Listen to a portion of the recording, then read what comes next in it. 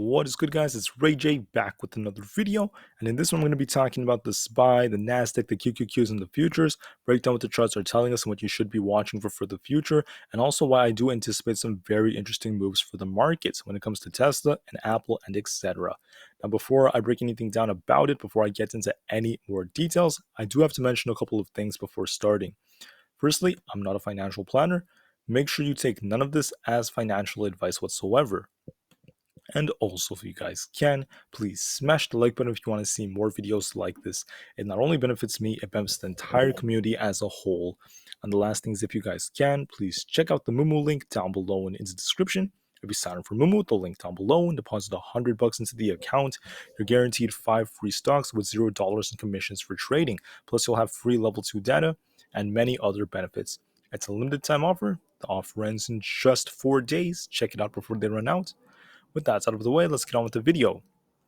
So we had a very interesting day today on SPY. We basically bounced back and forth between 405 and 408. And what's interesting about it is we ultimately got the break above the 408 level. Now that's very important because once we close right there, there is potential for us to try to get to about 410. However, don't necessarily be fooled by these moves. Even if we do get a push up to this level, it does not guarantee we're going to continue to rally going forward because we have CPI coming out for Tuesday. So let's now break this down. We had some sentiment data from the surveys that came out. This did actually cause the market to trade a little bit sideways, maybe come down a little bit. Then the Fed speakers came from Waller to also Harker. And Harker ended up being kind of dovish. He ended up saying things about how the soft landing is very possible. It's becoming more likely. The Fed is doing a decent job.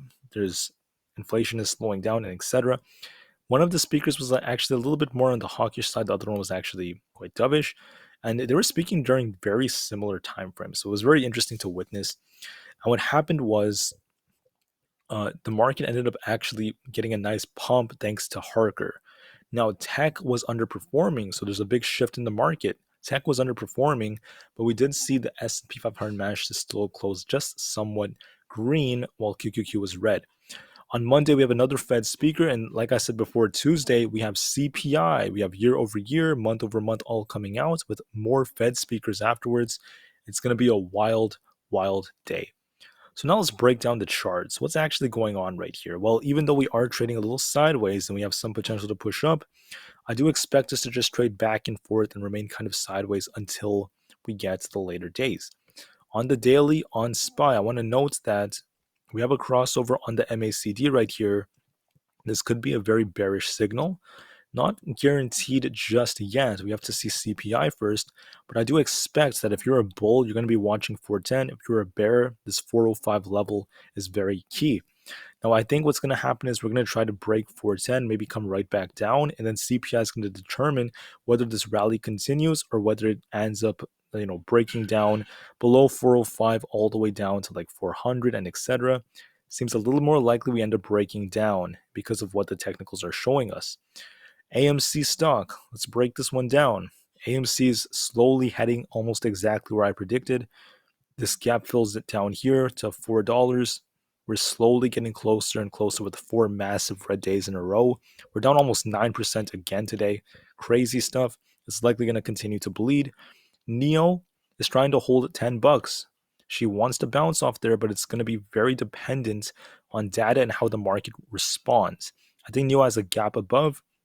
I think she's going to push up a little bit. Then after that, we're going to likely see this thing continue to downturn. Just please be ready for that.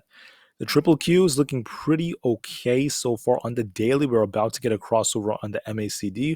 If this thing does continue to pump, I think it's going to try to break above 300 on Monday, but I expect it to be kind of sideways and boring. I don't see it rallying very hard, but I do believe where it moves is going to depend on CPI, and the odds and the technicals are favoring the downside because the bullish momentum is slowly decreasing. We're not seeing as many buyers stepping in, and the bears are continuing to get stronger. So ultimately, we could see the QQQ maybe after CPI come all the way down to 290 or lower.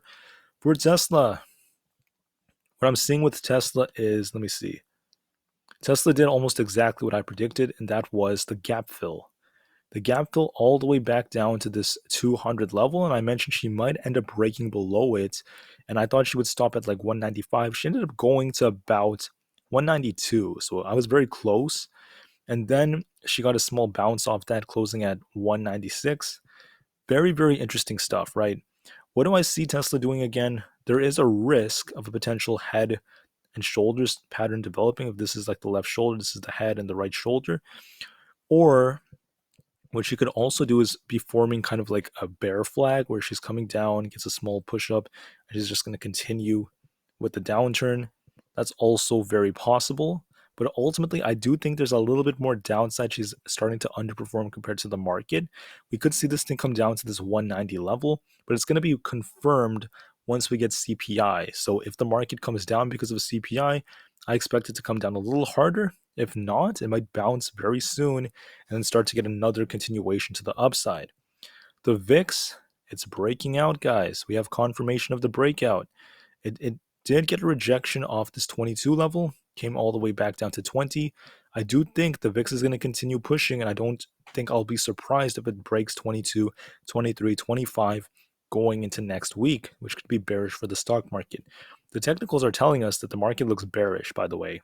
The only thing that makes me like question it is CPI. I don't know how CPI is going to come out, but technicals are telling us there's going to be some downside to come.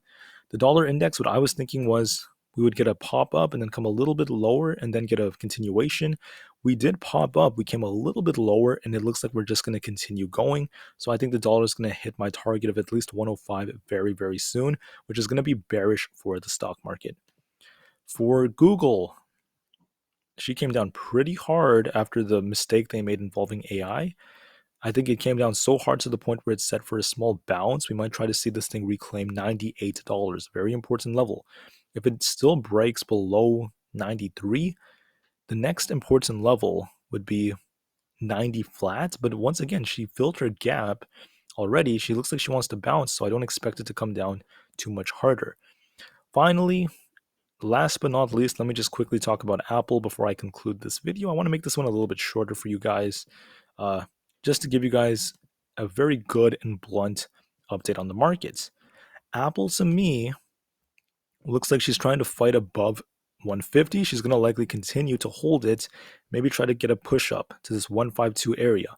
However, we also have this gap down here, and I think if CPI comes in high, Apple's going to come all the way down to fill the gap, maybe even drop lower than that. So there is a risk involved in investing in Aapl, and if it does come down, the market will get dragged down because of it.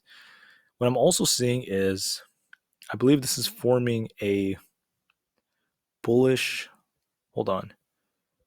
This is like a bullish wedge that's forming, a bullish triangle. I forgot which time frame I'm supposed to use. I think it's the 4-hour. So yeah, it's developing a bullish triangle-like formation right here. I didn't draw it out, but I'm sure you guys could see it. It does have potential to break out, but there's no confirmation. There's no guarantee because it depends on CPI. That could be a big game changer. And it could end up filling the gap here. It also looks kind of distributive, meaning that if you look at this on the daily, for instance, it's been slowly just downtrending overall. And it makes people wonder, are we just kind of like curling and are we going to continue coming down? That's also a real possibility. If that's the case, it could drag the stock market down. I just wanted to note this phenomenon. On the daily, it is getting closer to getting a crossover on the MACD.